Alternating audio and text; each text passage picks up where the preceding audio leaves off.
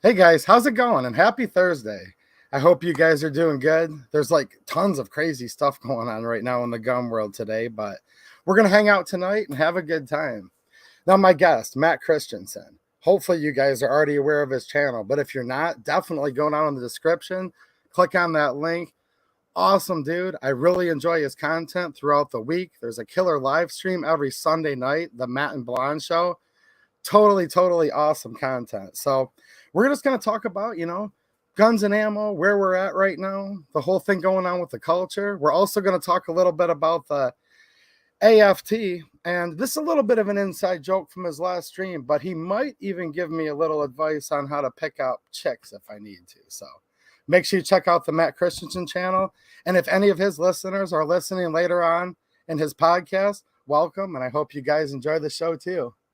So here's Matt Christensen. Check out his channel, guys. How's it going, Matt? Thanks for having me. But no thanks for reviving probably the most awkward moment from Sunday's stream, which I don't even remember how we got into how the joke about picking up women was even made. I think I was teasing that we were going to talk about guns on this stream, but that was only an assumption. I hadn't been told what we were going to talk about. So somehow it became pickup artistry. And I've learned in the meantime, you're a married man with a young child. So I suppose that ship has sailed. Well, here's the thing, though. No, this is awesome. And this is a segue. And the only reason I brought it up is to give my wife a shout out. Huge fan of your show. She loves you, man. And she said, you know what? Yeah, dude. And she's like, you know what? She's like, I'm actually totally thrilled with this because if it's Matt Christensen giving you advice to pick up chicks, we're like, okay, she's not worried about it. So you awesome. Should be. My track record in that area is very poor, but thankfully I don't ever have to practice for those sorts of achievements ever again in my life if things go as planned. So no worries about that. That's awesome, dude. So here's the thing. I hate to put labels on people, so I'll let you speak for yourself. But here's how I found out about you. I was listening to John Patton and his Gun Collective podcast. Geez, that's been like a few years ago now. And that's how I found your channel, which is awesome. And I don't know if you call yourself a conservative today or just like a regular person today, but you kind of went through a little bit there. And I wanted to talk about it today. From what I understand, you weren't always like the same mindset you are now. Is that the case?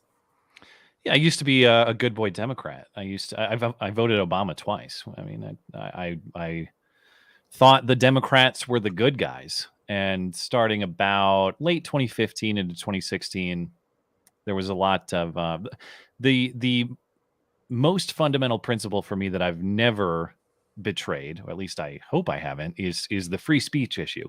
So when Donald Trump was emerging as the Republican candidate in spring 2016, I remember there was an event he had in Chicago, a speaking event, and they shut it down by force. The mob raided that podium in Chicago, and he couldn't speak.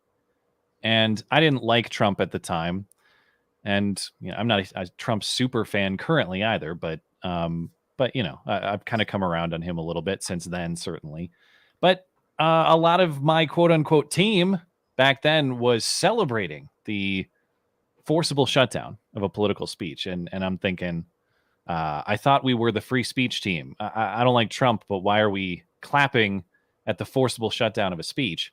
This isn't right. And ever since then, it's been kind of a cascade of questioning what else they're wrong about. And I don't know how much of it is me changing my mind as much as it is becoming clearer on what my first principles actually are and the proper application of them. And as far as guns and gun rights go, it was kind of an extension of that, realizing they're wrong or at least inconsistent on the free speech issue. And as I was doing my channel more and more and transitioning away from video games and more into politics and news and the stuff I talk about now, when I was more in video games, I would get threats all the time. And you know how video game culture is. Who knows if they're real? It's just somebody telling you they're going to kill you and bang your mom and all that. Yeah. But somebody sent me a video of him with a knife cutting things, saying he was going to cut me. And wow. And I remember making a video about this at the time, and it was kind of a joke. because who knows if this guy's serious or not. But but the serious component of that video, and it's somewhere on my channel, you could still go find it, is that this was a guy who was doing what? He was abusing, let's say he was serious, that he was seriously threatening me. Maybe it was a joke, maybe it wasn't, but he was abusing his speech in the form of a threat. Now, there's no part of me that would look at that and say, well, we got to crack down on the speech rights of everybody else on account of this guy making a threat toward me. And yet, we look at potential misuse of guns, or at least maybe I would have formerly, and I see somebody commit a crime with a gun. Why then would I conclude we got to go crack down on the gun rights of everybody else on account of this one guy who abused or misused the right? Yeah. And I couldn't really explain that. I couldn't explain, why do I want to crack down on innocent people's gun rights if I don't want to crack down on their speech rights? And that's sort of how the evolution started for me. That makes a lot of sense. And I wish people would look at it more that way, because here's what I've often said on my channel. Look, I'm not going to become the tyrant that's in the opposite and say, you must own a gun no matter what, and you must own 100 of them. No, if you don't want to own a gun, just don't own it. But who are all these people to be the judge and say, well, this person did something bad, so let's punish all these innocent people who just want to protect their life, their liberty, and their country, right? Yeah. Yeah, and that's kind of the path that I went down. Although maybe these days, forcible gun ownership might be an appealing option. Maybe we're there.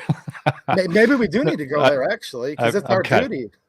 Well, it's like ourselves. The enemies of liberty are so just fierce. They're off their rocker right now, that the temptation to correct the pendulum aggressively in the other direction is strong as well. But the other thing about this, the journey for me on guns, it started with kind of that first principle question, and then that got the curiosity going in me. And I was never anti-gun per se. I just bought into the rhetoric of like, well, we got to have common sense restrictions so that bad guys don't get them.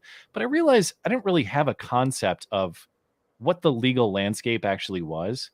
And it's like there were, like, my brother was really into guns. There are some guns in my family. I had shot guns before. It's not that I had no exposure, but I had never bought a gun at the time. We're talking like 2016. I had never gone into a store and purchased one myself, even though I'd handled them. And like Steven Crowder says, and I think he's 100% right about this, a lot of political issues, there's a lot of complication and different interpretation. And people with a broad level understanding of an issue might disagree, but still understand the issue very thoroughly. Guns is maybe the one issue where it basically breaks down between people who know what they're talking about and people who don't. Yes. And I was one of the people who didn't. I had no idea what the legal landscape was. I had no idea on the basic function of guns, to be honest. And yet I had what I thought were strong political opinions about them. But then you go and you look at what the legal landscape is. You go buy a gun, you get that experience under your belt, and you realize all of these talking points about loopholes and about gaps in the law, they don't exist. If anything, most of the law, certainly in the federal sense, is way over the top. It's excessive. It's not inadequate. There's too much of it. We have over 20,000 federal gun control laws, for example. Sure. Yeah, so here's the thing, and this is where I wanted your insight, because I know there's people in the chat right now that might relate to you a little more than me, to be honest, because I grew up with a gun in my hand, like shooting off the front porch and all of that, and I've been a conservative, if you wanted to like just label me briefly, my whole life. And I just used to always think to myself, it's like, well, what the heck's wrong with these people? Because they would say something like, it's always like the gun went out and like killed somebody, right? The gun did this, the evil black rifle did that. And I'm like, look, guys, guns are neither inherently good nor evil. They're an inanimate object. And yes, bad people use guns. They kill people with cars, all these other things. But good people save like way more lives every year than bad people take lives, you know? And they don't tell you that. And that's another thing that I've learned in this journey, is that there's the gun violence database, for example, is a great resource that a lot of gun grabbers will cite for all sorts of gun crime. But there's a whole other side of the gun violence database you can go to that is at least an attempt at a comprehensive list of defensive gun use in the news, local news all over the country. Yes. And there are more in there. So they chronicle mass shootings, which I think is whatever the definition is, like Yes. 4 or more victims or something. They also chronicle defensive gun uses. There are more in there, and those are only the newsworthy ones. Those are only the ones where, say, law enforcement is involved in some way. How many cases are there where someone is on a porch and maybe a gun is brandished defensively and the guy runs away and it's never actually even in the news at all? And so the CDC has studied this too, by the way, and I think it was around 2013. And they concluded that defensive gun use is at least as common as offensive gun crime, although it's impossible really to get a comprehensive gathering of that data. But you just never hear about that. To your point, it's as though guns are only used by criminals for nefarious purposes and never in legitimate defense of a good guy. But the stats show otherwise. Yes, and we never say in society, even us people that are pro-gun never would say this, and we wouldn't want to because we just like to tell the truth. But somebody gets plastered at the bar, jumps in their Ford, and kills a family driving down the road. We never say the car killed somebody, so we need to ban Fords. We never say let's ban Budweiser and get it off the planet. Like, we never say that. But it seems like that's like the whole rhetoric and talking points of the other side on this, right? Yeah. The only exception is the Waukesha guy. That was the SUV that killed a bunch of people. That's true, because he fit a different narrative they wanted to. So they do sometimes do that in the context outside of guns. But to your point, yeah, I mean, I was talking about this earlier this week because that's exactly what Kathy Hochul said in New York City about this felon who was armed with a Glock with a high capacity drum mag, so the Right. gun was illegal. Well, he was also a felon, so it doesn't matter what gun he had, high capacity or not. He mows down 2 NYPD officers who show up at the apartment on account of his mom calling the police for a visit. And Kathy Hochul gets up at the podium and mentions nothing about the criminal, the fact that he was a felon with a violent history, that he can't have a gun, period. She talks about the illegal gun and wonders how these illegal guns are somehow migrating into New York, and of course blames all the other states. It's all the other states' fault, and we have to get Washington to take care of this, even though the guy already broke federal law. It's always about the gun. So why didn't they mention the cashless bail and why they let him out of jail and why is he even amongst us? Why, that's never the talking point, is it? He was on probation at the time, and I don't know. A lot of his crimes, in fairness to him, dated back to the early 2000s.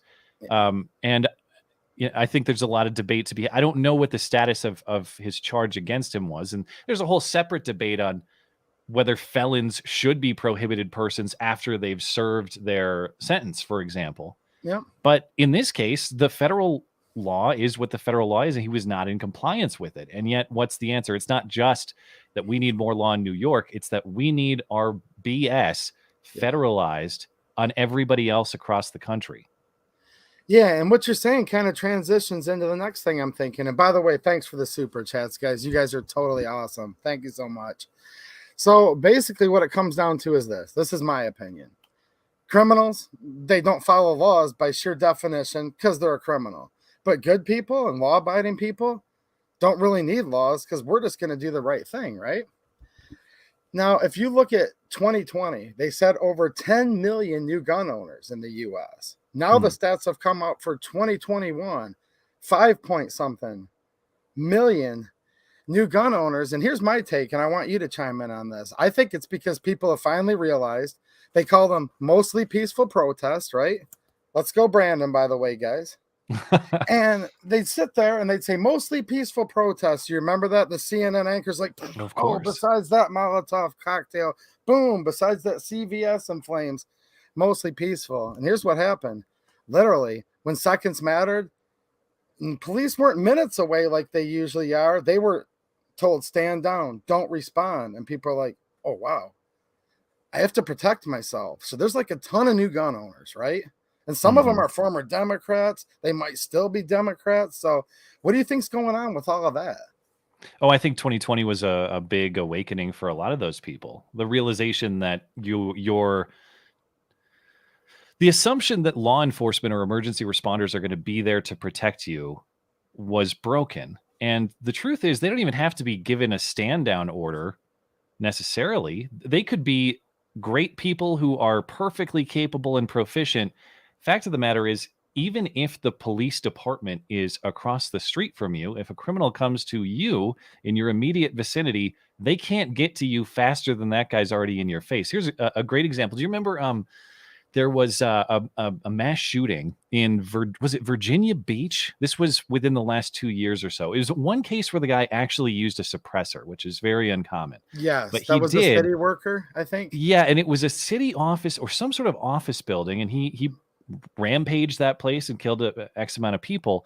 And the police department was literally a block or two away, and this guy still killed them all. And I had a friend that I've gone back and forth with on gun stuff quite a bit, I mean, in good faith, because that's how people convinced me, not by shaming me and mocking me, but by kind of pushing me to get those gears spinning in my head and question what I thought to be true. But he texted me at the time and said something like, oh, look at this. Like, I bet we need more relaxed gun laws, though, or something about how obviously another law would have taken care of this. And I was baffled because I'm thinking it was across the street from the police department. What possible law would ever have prevented this? Well, how If the about police are this? right there to enforce Yeah. it and they still can't. Well, why don't they just outlaw murder then? Is something I tell those people, right? We've tried that. I mean, and the point is, like, of course we punish criminals for their crimes. But that doesn't do you much good if he already killed you. If he goes to death row for killing you, we may call that justice, but you're still dead. And if you want justice in defense of yourself in that moment, the fact of the matter is, I mean, it's just growing up for me too. You are your own first and last line of defense. If somebody comes for you, it's you first. Maybe someone comes to help you, or if everyone else is taken out, it's also you last. So if you are not prepared for that, like you said, you're perfectly within your rights not to prepare for that. I'm not trying to force gun ownership or gun proficiency on anybody, but there's nobody else who can take care of it first or last for you. And for me, I do my best. I do my best at training. I do my best at becoming proficient and becoming the best shot that I can be and all of that. And I've sort of accepted, like, I'm not Annie Oakley. I don't have Deadeye and Red Dead Redemption or anything. I'm not the greatest shot in the world. I do what I can. And so when people say things like, oh, what do you think? You're going to like one man army out of this? And it's like, it's not really what it's about. The fact that I'm armed doesn't mean that someone can't kill me if they decide they want to. They might. But the other moment that was really formative for me, I don't know if you ever watched the Christchurch shooting footage at that mosque. I did.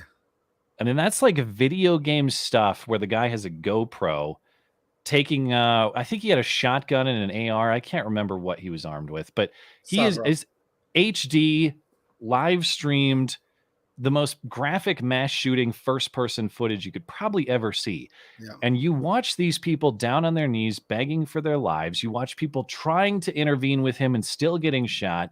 And in a situation like that, like if I'm in a gathering and some guy breaks in with a shotgun and an AR, could he get me? Yeah, he could. Will I ever get down on my knees and beg for my life before a person like that? Not a chance. I will die before that happens. And I would hope that everyone else would agree to that. It doesn't make you invincible. It just means that you're not going to get down on your knees and beg for your life before a crazy person. And yeah, isn't that actually what liberty's all about and what this country was founded on? Like, look, nobody said freedom was ever going to be free, right? And nobody said that liberty wouldn't come without risks. And I know it's kind of cliche, but I stand by this. I'd rather literally live my life and die on my feet than run around like a slave or a scared little person on my knees all the time because I feel like I'm a little safer, right? And here's the thing, like, look, this is what I think about a lot, and I talk about this a lot on my live streams. The United States of America, the greatest experiment on self-governance of all time. This will be a country of the people, by the people, for the people, and that the government would literally only exist. Its only purpose was to protect our rights. And they literally said these are laws of nature and of nature's God, meaning that the Second Amendment doesn't give you the right to keep and bear arms. It actually protects an inherent right that was endowed by our Creator, right? And, you look at what's going on right now with some of the recent news. I'm watching all the chat fly by here. That's not exactly what's going on right now. Do you think the AFT, according to the former Vice President Brandon, do you think they're protecting our God-given or natural rights at the moment? Well, wait, you refer to him as our former vice president? You're not questioning his status as the most popularly elected president of all time? You wouldn't do that on Susan's platform, I don't think. No, I wouldn't. And this is what I always say to this, okay? People ask me this all the time. This is true. They say, to AEDU, why do you call him the former vice president? Yeah. And I say, well, because he is the former vice president. Then I go on to say, according to Susan WikiWiki and Time Magazine, which is a NewsGuard certified source, the most popular and the most fortified of all time. Yeah, never forget. They came right out and described it right in those pages. Anyway, you're quite like that. That's great. Yeah. And this man right here is the one that actually started this, guys. Full credit where it's due. I've heard him calling her WikiWiki, him and Blonde. And I said, you know what?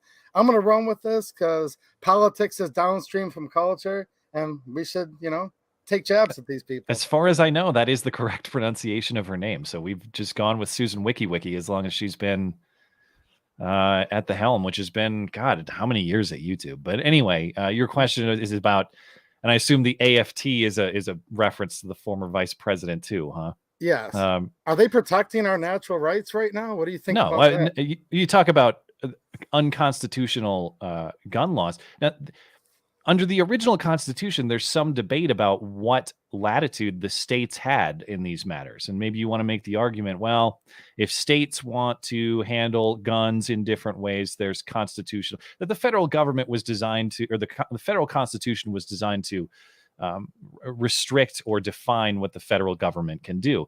And the states had more latitude in that area. But in this context, you're talking about the ATF as a federal institution that is in direct defiance of the Second Amendment. The Second Amendment is very clear. It shall not be infringed. And yet there's an entire, sorry, I should have shut my phone off. There's an entire alphabet agency, I suppose one of many at this point, that is in direct conflict with some of the most clear, explicit language in the Bill of Rights. And as a practical matter, do they do it? Do you think you think those guys are out there to defend the rights of law-abiding citizens to arm and defend themselves, or are they out there to trick you into, are they out just like the FBI or any of the others? Are they out to bait good people into, building rifles with 15-inch barrels and then shooting their dogs on account of that? There's nothing about this that is constitutional, moral, or really of any value to this country. I just I don't know. I'm not a fan, obviously. I don't see the necessity. Yeah, I'm definitely not a fan either. But literally, and look, with all due respect, look, this is how this goes for me. I talk about this all the time. We got this coin. We've got the Republican. If you elect me, your 8-year attack on the Second Amendment's over. All right. Well, Trump banned bump stocks. We'll get into that in 1 second. Then on the other side, the Democrat. I'm going to ban everything, and guns cause all crimes. Look, Republicans might ban less guns, so they're all guilty of it. I just want them in full disclosure, right? But man, especially ramping up now. Trump started it with bump stocks. He really did. But now they're literally like going insane.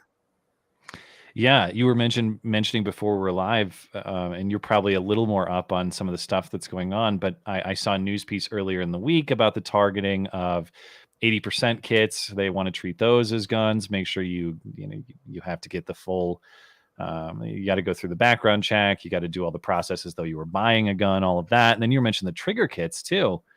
And this is the bump stock thing. We talked about that a lot on our stream.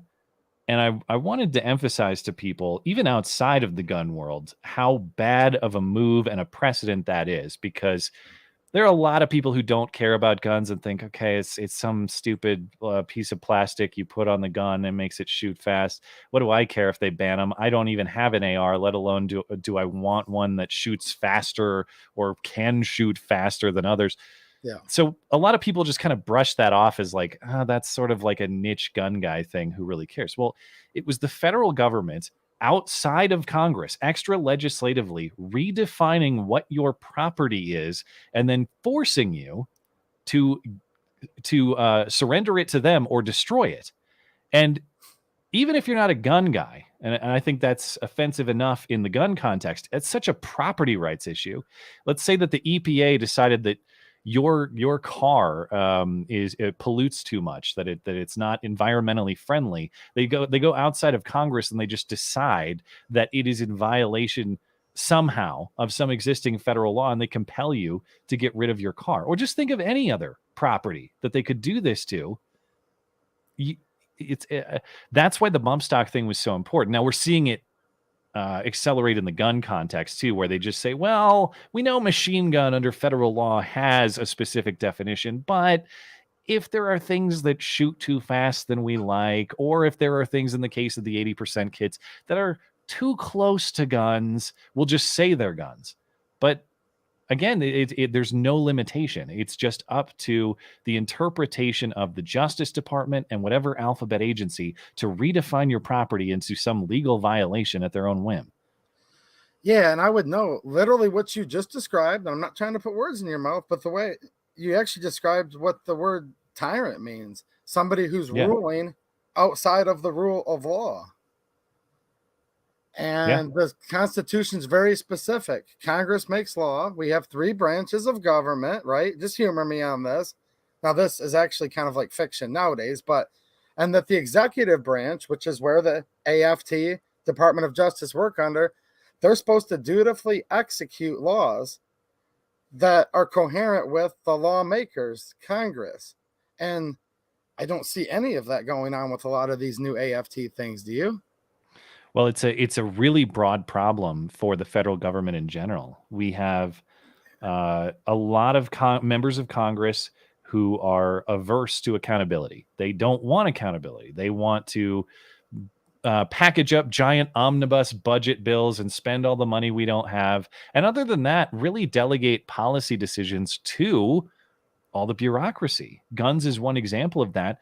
But increasingly, whether you think about it in war making context or in the context of guns or in the context of anything else, Congress just says we delegate the power to do all this stuff to whatever alphabet agency, and then the alphabet agency does it. Now, that is one thing that's one area that could probably use a little more constitutional clarity, I think. I don't know that we foresaw the degree to which power would be surrendered by the branches, but specifically Congress. And that's a major problem. When there's some doctrine that the Supreme Court has established on this, that laws, you can't wave a magic wand and give all the power to a specific agency without any definition. Yeah.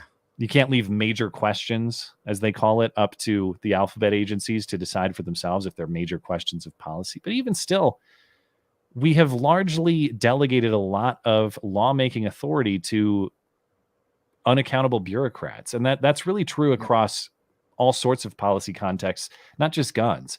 It's a huge problem. And I don't know how we clean that up.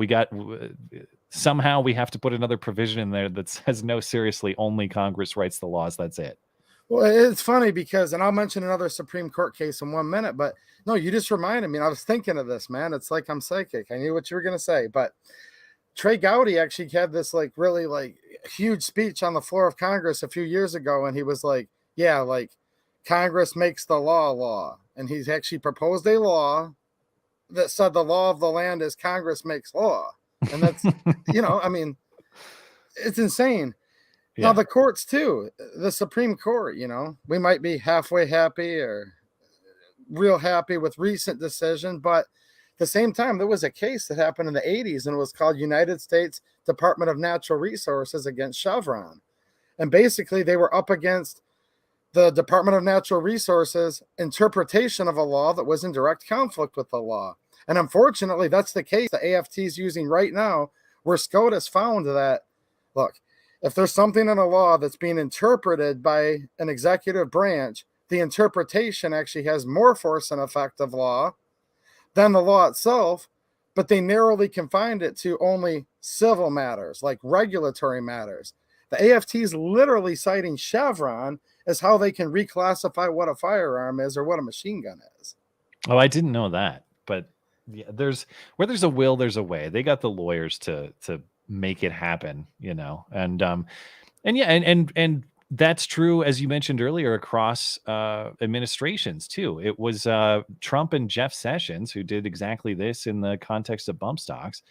And so this is sort of the problem too, is we're constantly fighting over this sword of the federal government. We think, oh, if we just get our guys in there to manage this sword properly. But all of these arenas, whether it's guns or any other issue, generally, these are all questions to be left to the states. And it would be nice if this sort of nonsense was reserved to California or New York, where they like it, but the rest of us could regulate or not regulate these issues as we see fit. And we just don't have that anymore. I mean, all of these things being subject to Congress, being subject to the Supreme Court, being subject to the whole power concentration in DC means that we have less ability to address these issues within our own states.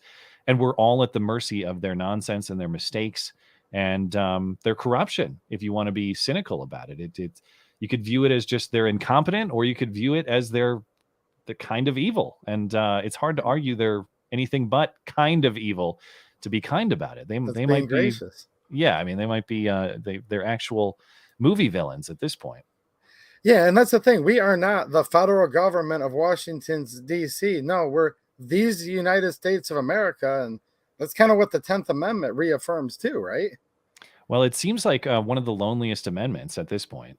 I don't know of maybe like the troop quartering one, the Third Amendment. That's kind of lonely. I don't know if we deal with that much anymore these days, but yeah, it's a major problem. And when I think about the logic or the thinking of a lot of progressive politicians and thought leaders, the question I'm always left with is, what do you guys think states are for? When they talk about the Senate being undemocratic, for example, well, the Senate, look, these 10 states have the same population of California, but they have 20 senators among them, and California only has 2. Or when they talk about dismantling the Electoral College because that's not a perfectly democratic institution. We had a distribution or division of power between the states as political bodies and the federal government. And the federal government was supposed to have a very minimized, clearly enumerated, clearly articulated set of powers.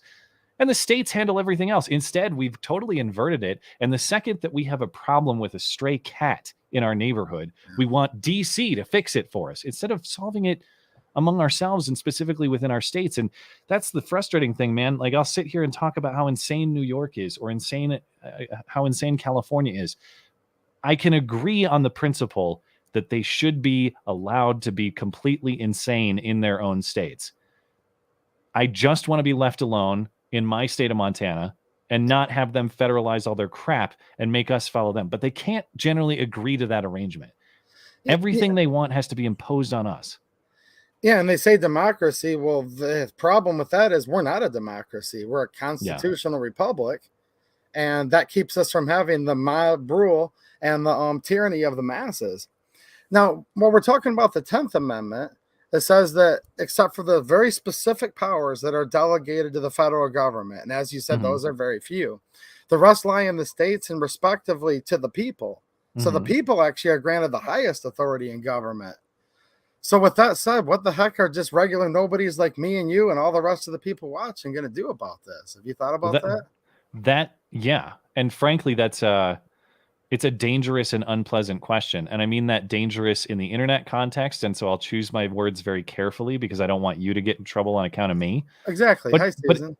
But it's a dangerous question in terms of the real life danger that it implies and that it necessarily creates eventually. And this is what freaks me out about all of this, because you talk about these things. This is no more controversial than a reading of the Declaration of Independence. As you talked about, governments are instituted among men to secure the rights of the people, among those inalienable rights. We all know what those rights: life, liberty, property. We know the language of the Declaration generally. Yeah. And when governments fail to serve that purpose, it is the right of the people to dissolve those governments. The right and duty, it says, to abolish it. Yeah. Right. So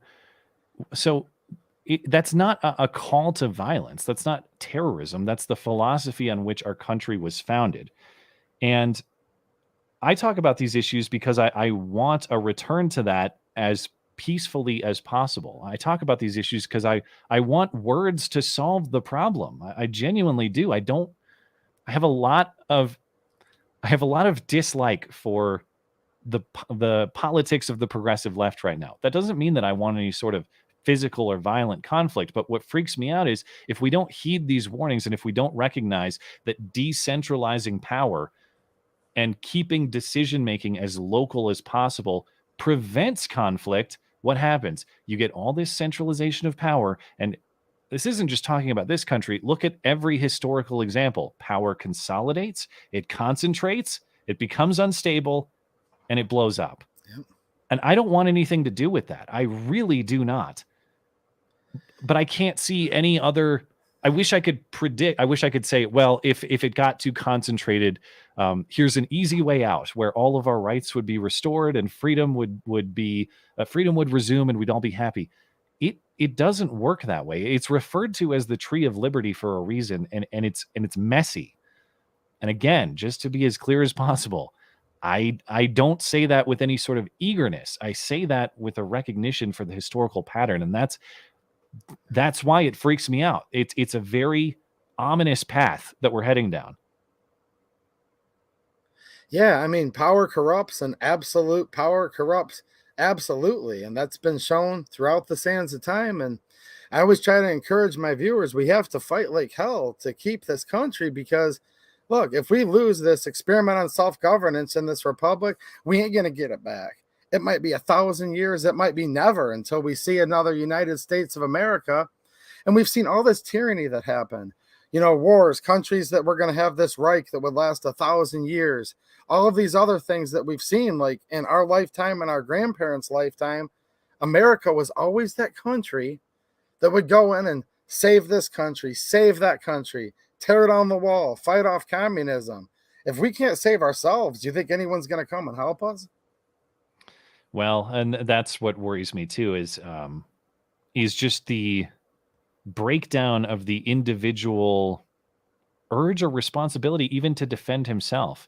Talk about why we might not be willing to defend ourselves as a country. I mean, how many... I think it's just the decline and the death of traditional masculinity, to be honest, of men willing and able to defend themselves and then by extension their country. But we have...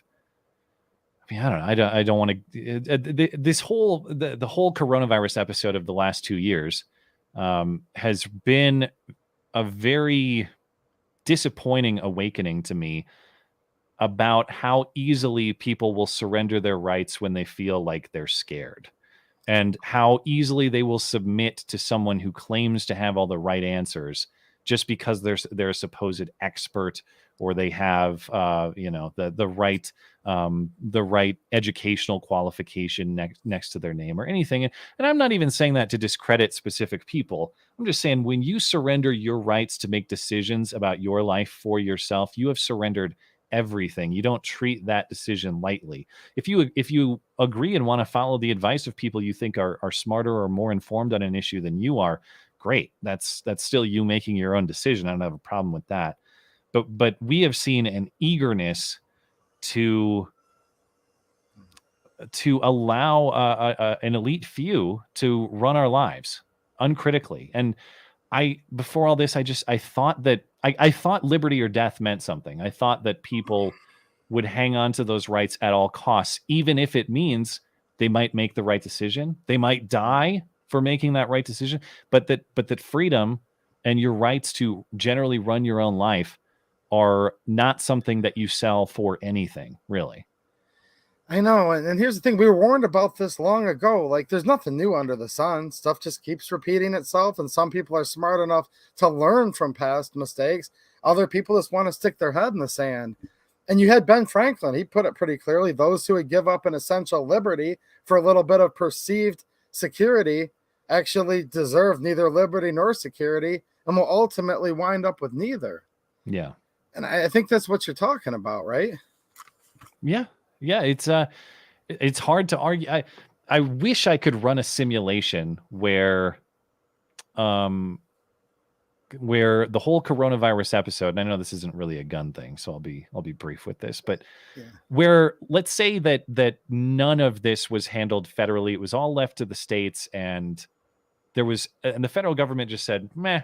And in defense of the prior administration, there was a lot more of that, and a lot of this has been handled by the states. I'm not saying it hasn't, but let's just say that you remove, I don't know, the Faucis of the world, and the federal government is more hands off than it was, and you just allow people's free decision making to govern what happened here. Yep. Would you have drastically different results in the outcome of the virus? I'm not. You might even have better results. You might be over all of this by now if you hadn't had all the forced lockdowns and all the forced nonsense. Yeah. And that's what you're getting at there too, which is about you get neither. It's hard for me to.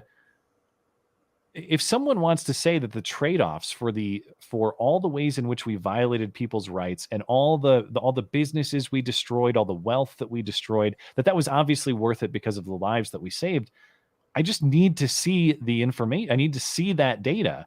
We have some of that, kind of, because states had different approaches, and we can look at places like Florida that are somewhat comparable to places like New York, and there's really no difference in the outcomes of the virus in those two places. And it's like, well, what were we doing then? Why did we throw ourselves under the bus to get the exact same results in the end?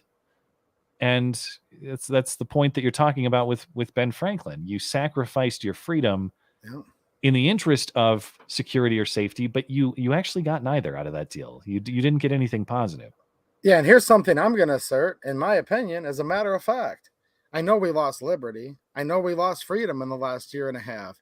But I would ask the question, I'm going to pose this as a question, Susan. We know where mental health is way down in this country, but are we physically any healthier now after we gave up all that liberty, right? Are we any healthier? I don't think so, to be honest. No.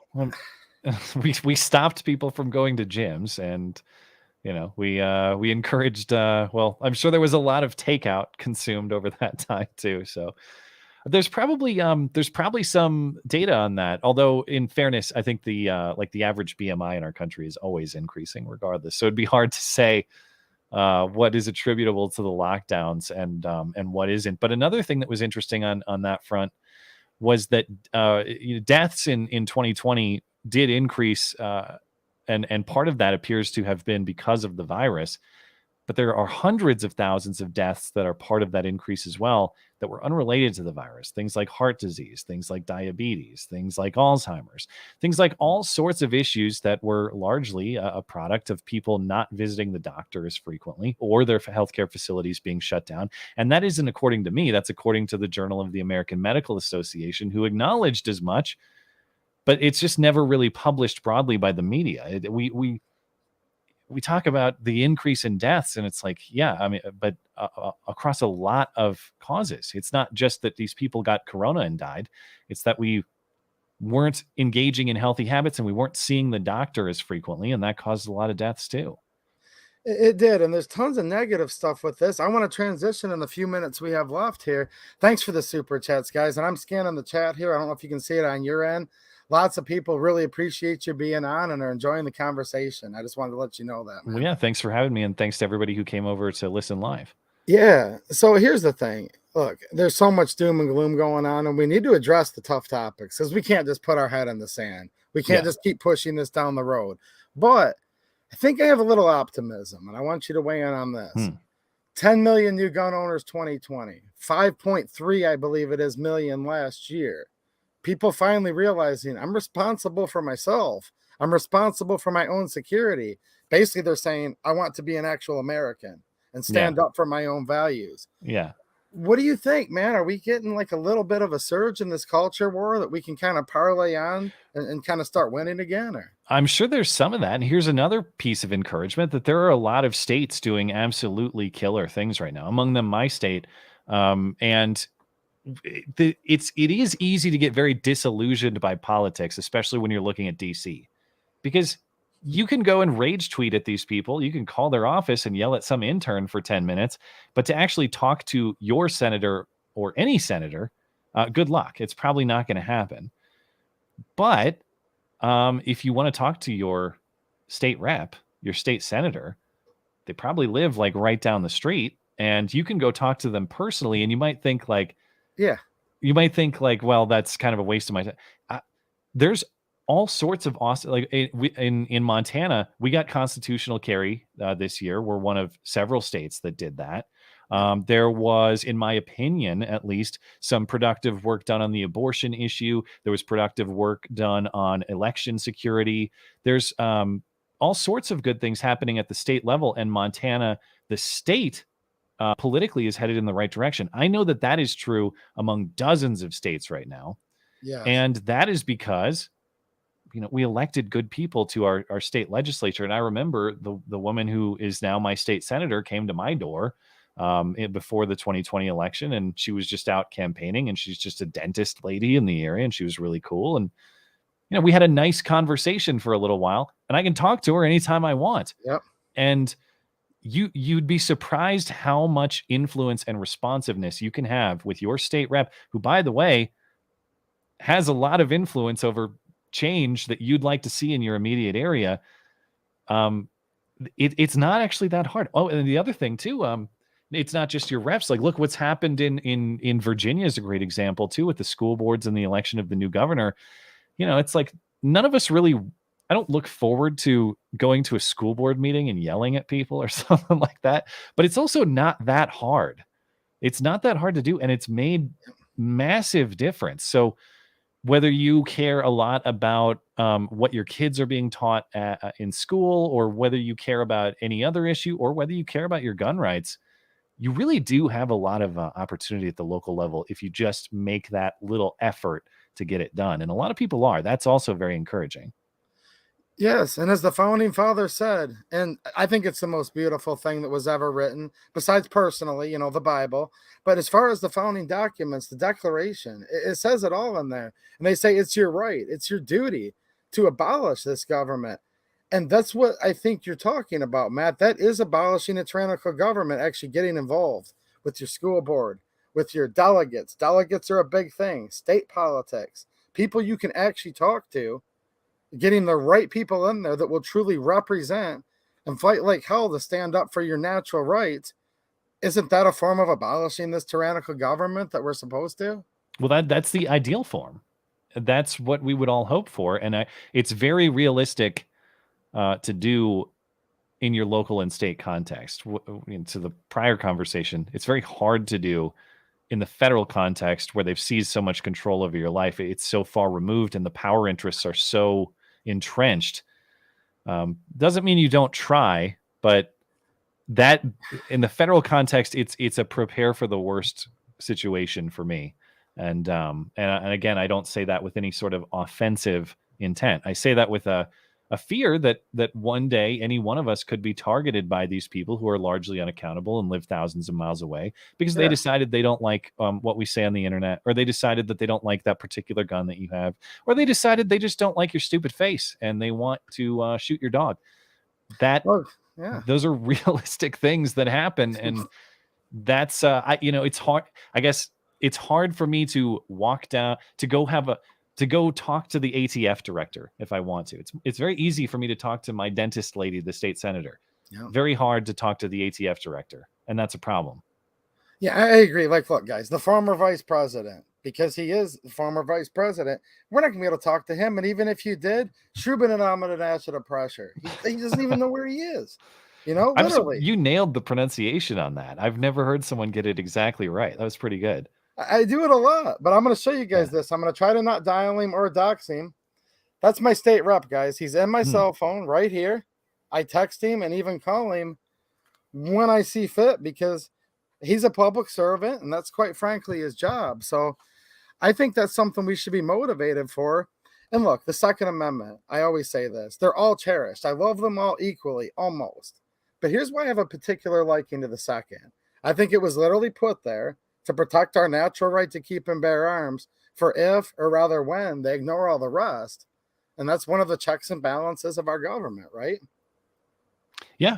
Yeah, I think the order is intentional, and I think it's meaningful. And I mean, specifically with the first and its protection of speech, and the second as sort of a last resort, if you will.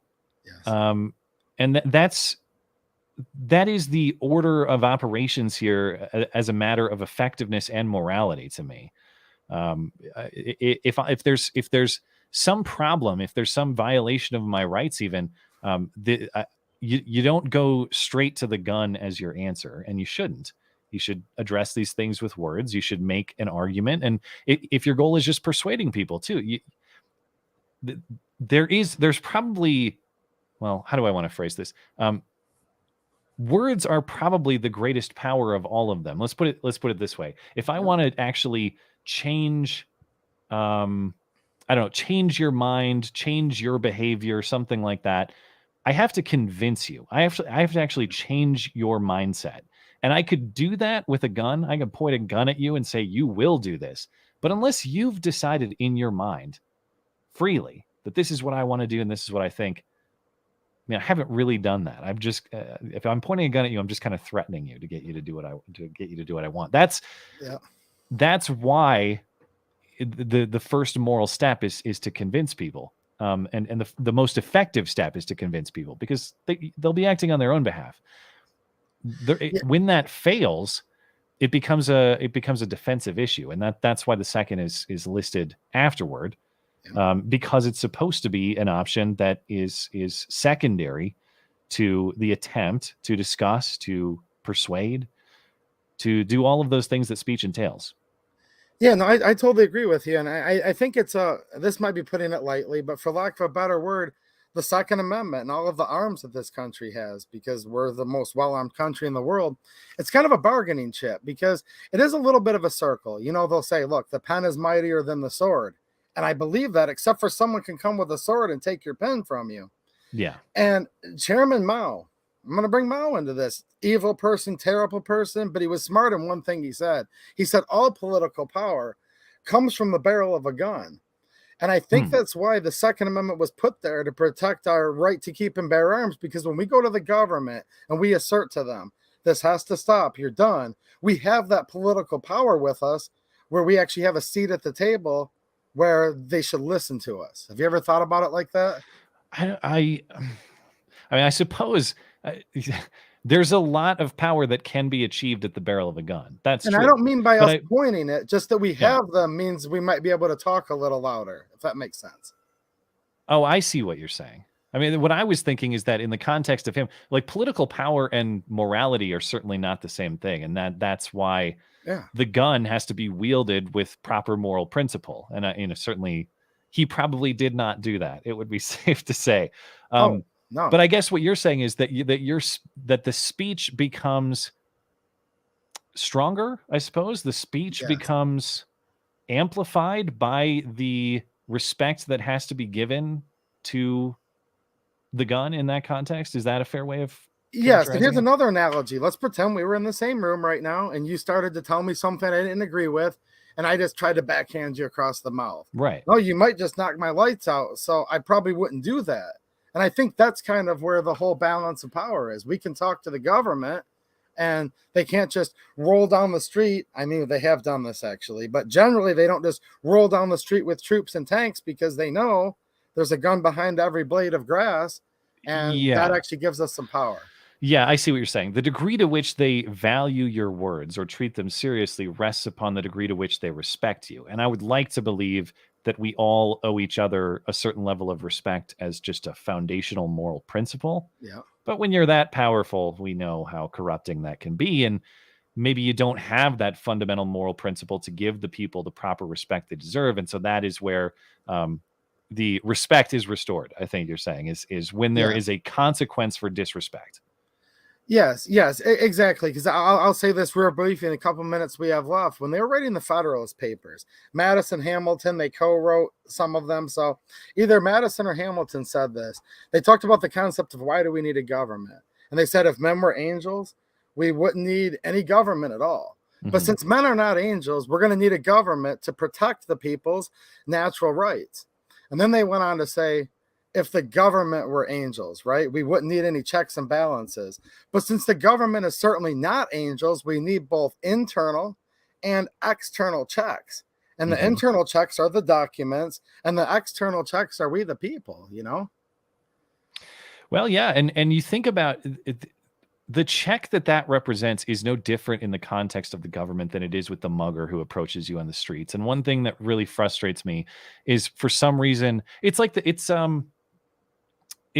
like the poll that just came out about what a lot of people want to do to the unvaccinated in terms of putting them in prisons or taking away their kids and all of these things. There's a lot of there's a lot of things that would be fundamentally immoral for us to do between each other.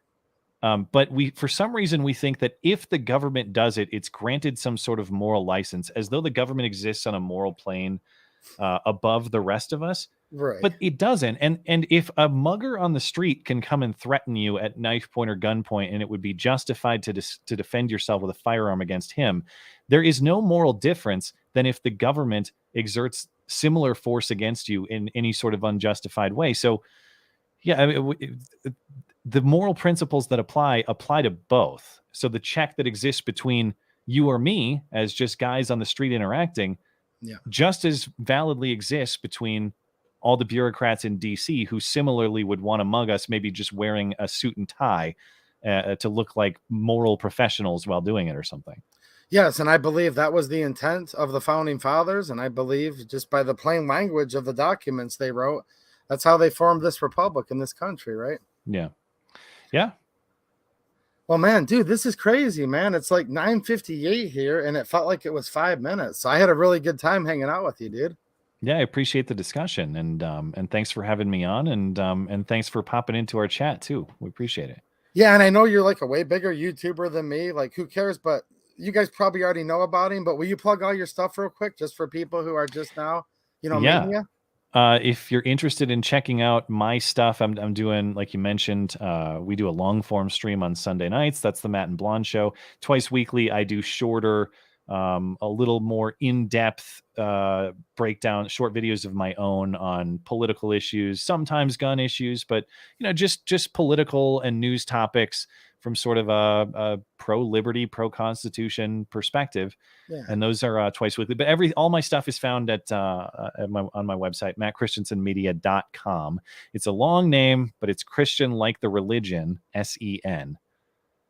mattchristiansenmedia.com. You can find everything there. And by the way, don't sell yourself short either. Your channel has grown really nicely in the time you've been working on it. So I'm really glad to see that. That's particularly impressive in the world of Susan Wiki and the world of guns on YouTube, which, if you're talking any of the things that we talked about tonight, it's not easy to build an audience. So you're doing something right. That's for sure.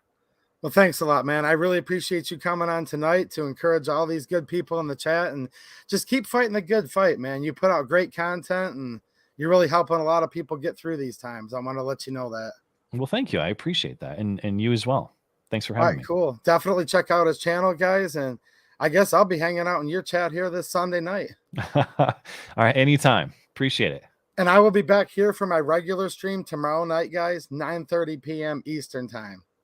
All right, cool, guys. Thanks for watching, and have a good one.